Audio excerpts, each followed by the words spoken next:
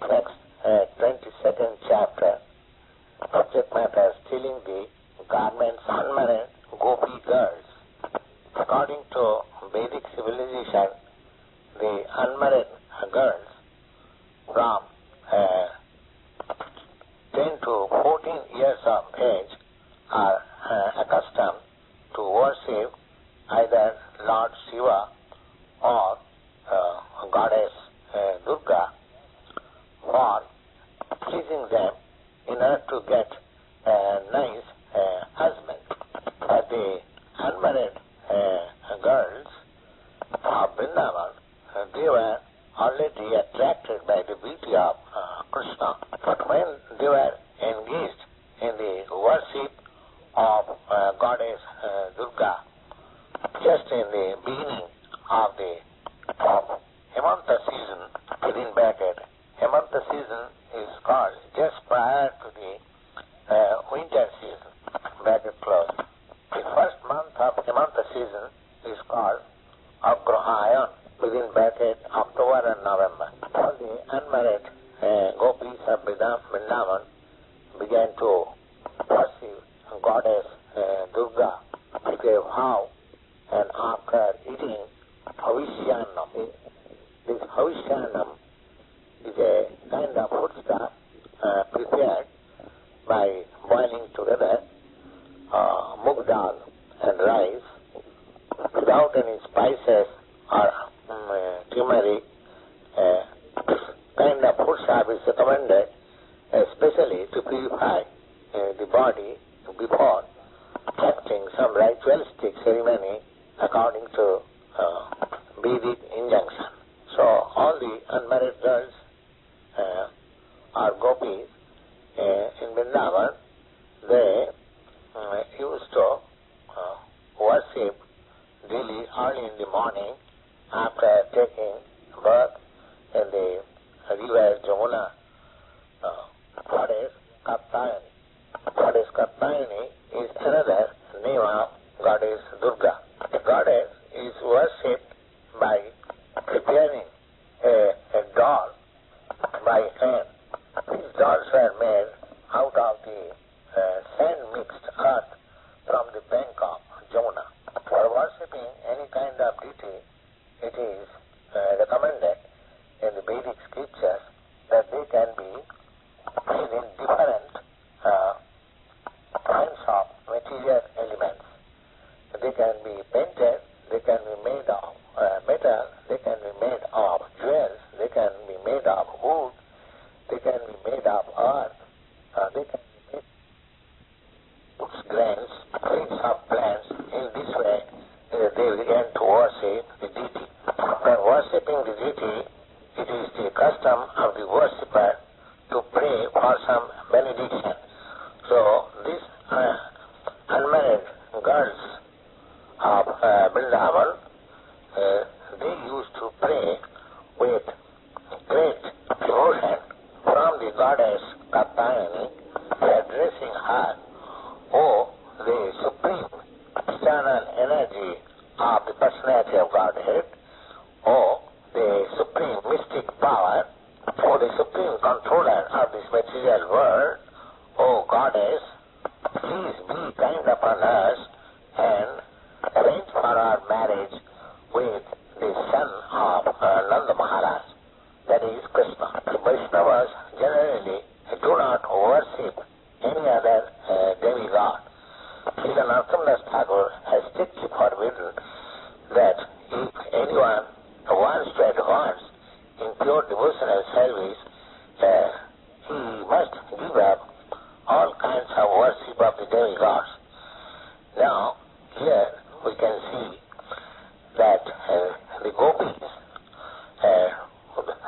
for whom there is no comparison of affection for Krishna, still they are seen to worship Goddess Durgā. Sometimes the worshipper of other demigods give this example that the gopis also worshipped Goddess Durgā. But we have to see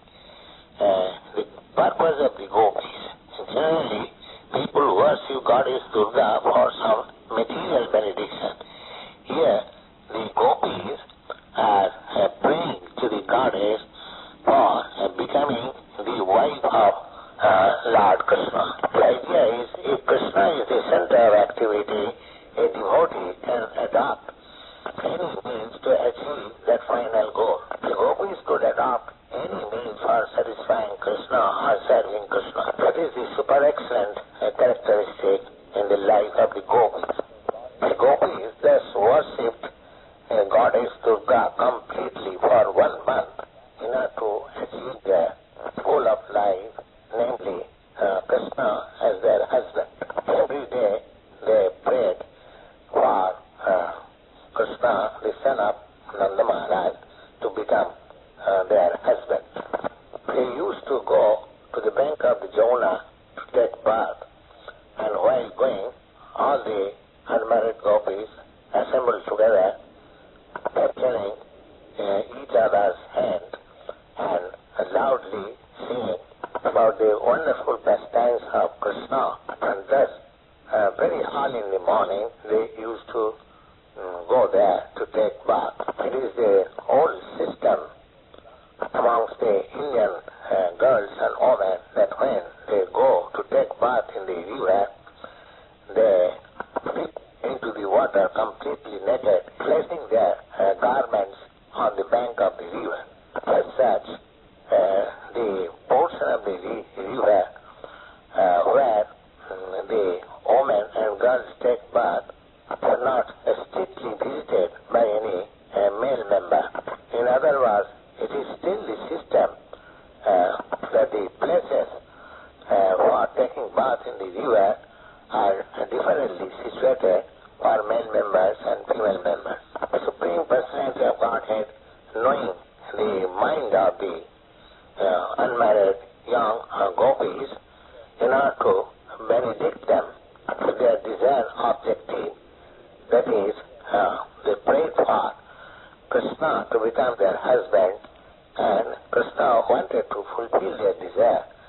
Thus, at the end of the month, Krsna, along with friends, appeared on the scene. For the name of Krishna is Yogeshwara. Yogeshwara means master of all mystic powers. Clearly, the yogi, by practicing meditation, can study the psychic movement of other men. What to speak of Krishna, he could readily understand the desire of the gopis. Krishna, thus appearing on the scene, immediately collected all the garments of the gopis, got up on the nearby trees, and with a smiling face and joking words began to say as follows: "My dear girls, please come here one after another and pray for your garments and take it away. I am not joking with you. I am just talking the real truth, because I have no desire to play a joke with you, as we are already tired of observing the regulative principles for 1 month about your Kātyāyanī brother, the vow of worshipping Goddess Kātyāyanī. Please do not come here all together. Come alone. We want to see you in your complete beauty. And all of you have a thin waist, but I have requested you to come alone as before. Please comply with it."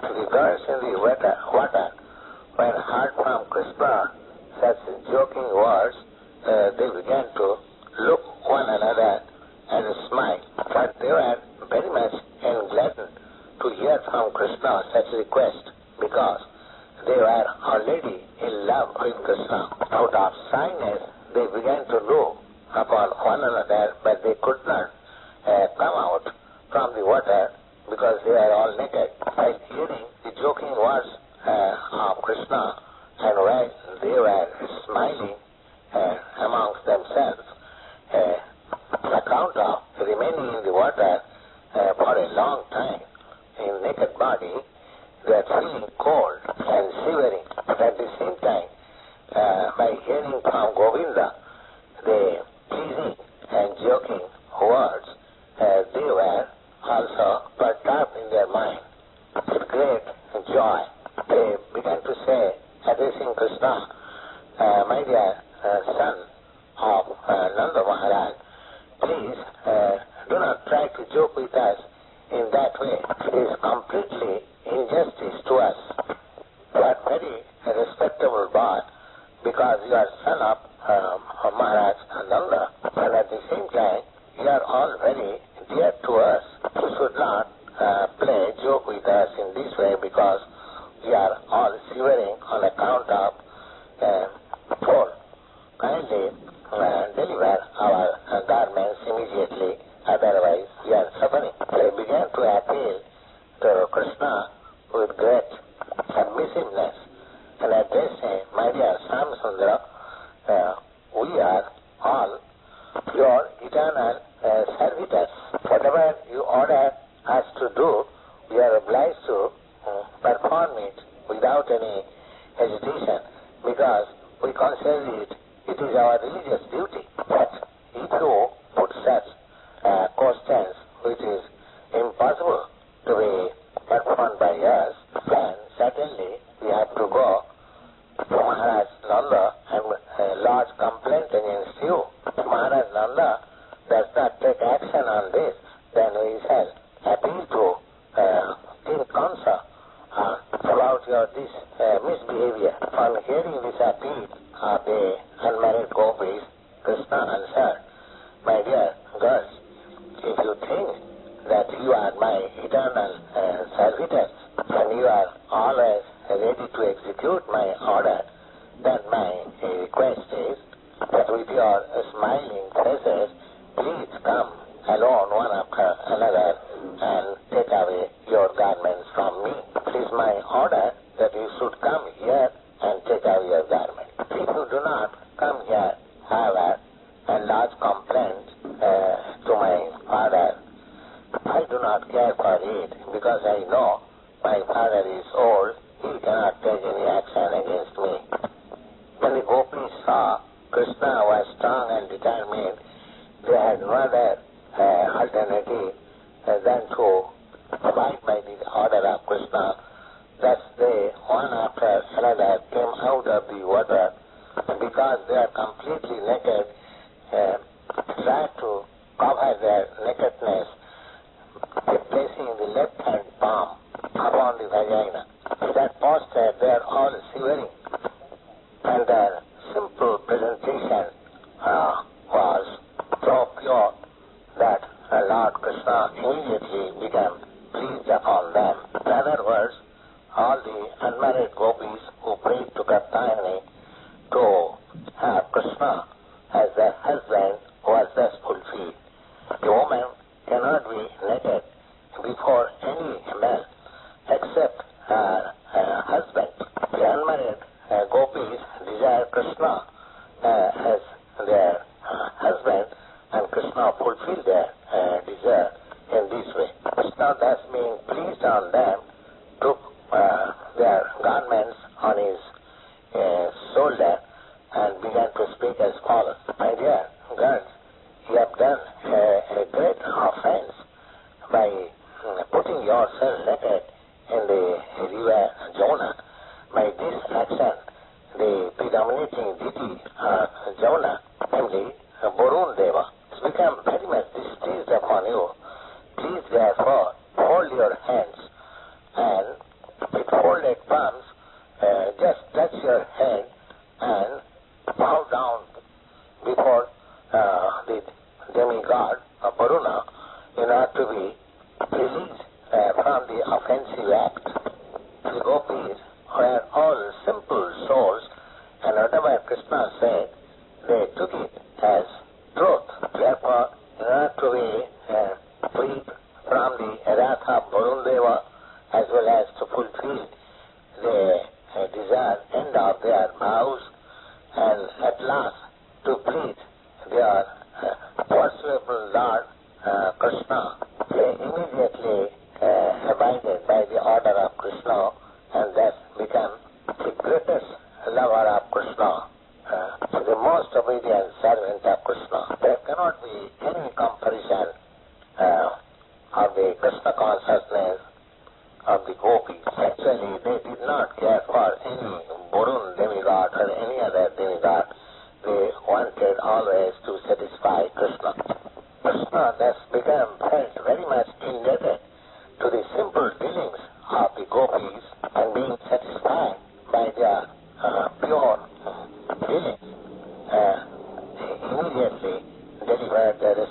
garments, one after another. Plus, although Krishna cheated the young unmarried gopis in this way and made them naked before him, and enjoyed joking words with them, and just like dolls made them standing before him naked, stolen their garments. In spite of all this so-called misbehavior of Krishna upon the gopis, they were still very much pleased upon him, and they never lodged any complaint against Krishna. This attitude of the gopis have been described by Lord Chaitanya Mahaprabhu when he prays, "My dear Lord Krishna, you may embrace me, or you may trample down under your feet, or you may make me a broken-hearted, being never present before me.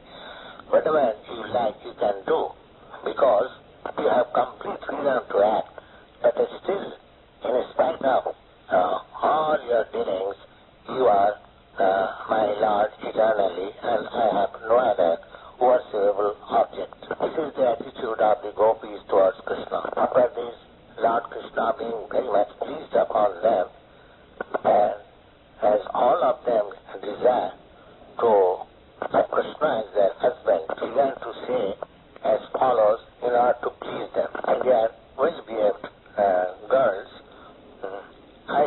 I know what is your desire about me and what for you worship Goddess Kātyāyanī, and I completely approve of your action. Anyone whose full consciousness is always absorbed in me, even their desire for lust is not abominable.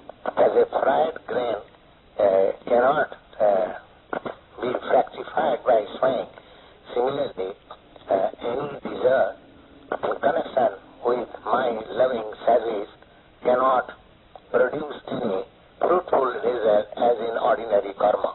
To this connection, there is a statement in the Brahma Samhita where it is stated that karmani niddhati bhakti bhaya. The meaning is that everyone is bound up by his fruitive activities, but the devotees, because they work completely for the satisfaction of the Lord, they have no action and reaction of their activity. Similarly, the gopis' attitude towards Krishna, although seemingly it was lusty, but it should not be considered like ordinary lusty desires of ordinary women.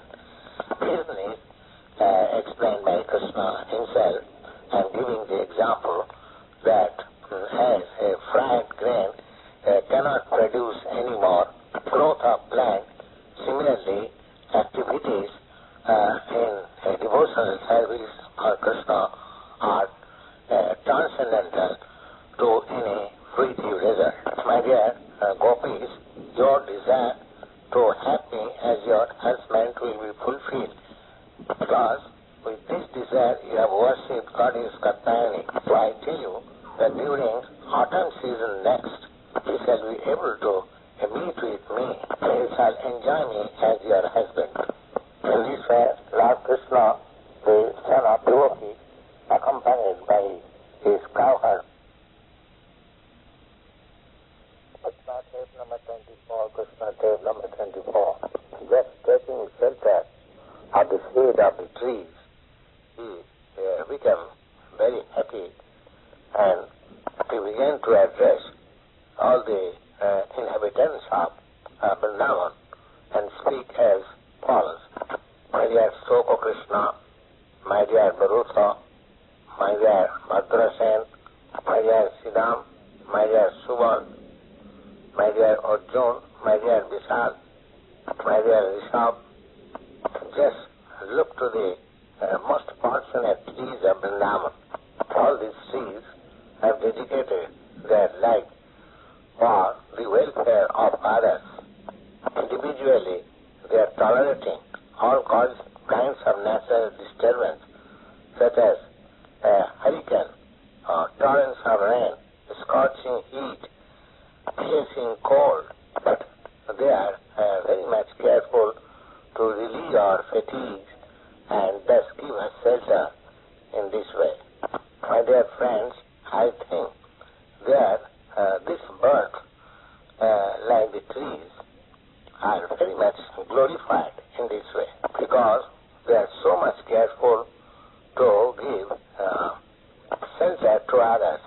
and like a noble, highly elevated, veritable man who never denies giving charity if somebody approaches to ask such generous person for some benefit.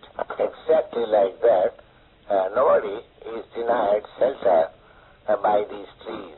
All these trees supply various kinds of necessities of the human society, just like they supply leaves, flowers, fruits, shade, foods, skin, flavor, extracts, oil, bones, and similar, so many things required in the human society. Exactly the example of noble life, because a noble life means one who has sacrificed everything possible by his body, mind, and activities, intelligence and words engaged for the welfare of all living entities.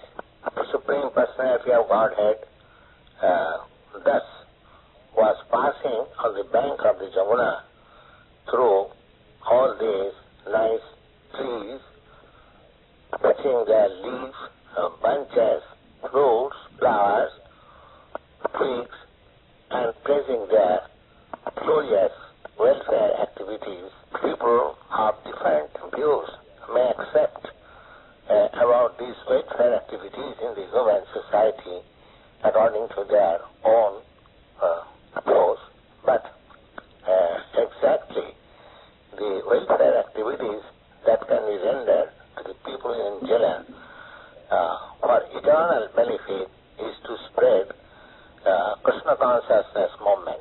For propagating this movement, everyone should be prepared, as instructed by Lord Chaitanya, that one should be humbler than the grass on the ground and tolerant like the trees. The toleration of the trees are explained by Lord Krishna himself, and those who are engaged in the preaching work of Krishna consciousness movement should learn lessons from the instruction of Lord Krishna and Lord Chaitanya through their direct disciplic succession. While passing through the forest of Vṛndāvana and on the bank of Yamunā, sat down on a beautiful spot and allowed the cows to drink cold and transparent water of Yamunā, as well as all the cowherds, boys, and Kṛṣna, Balarāma. They also drank the water after being fatigued.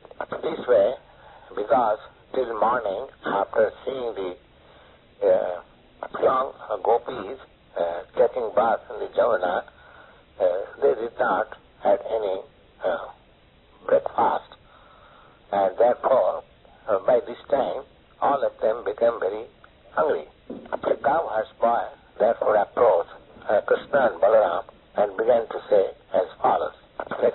Thus ends the Bhakti purport of 22nd chapter of Kṛṣna in the matter of cleaning the garments of the gopīs.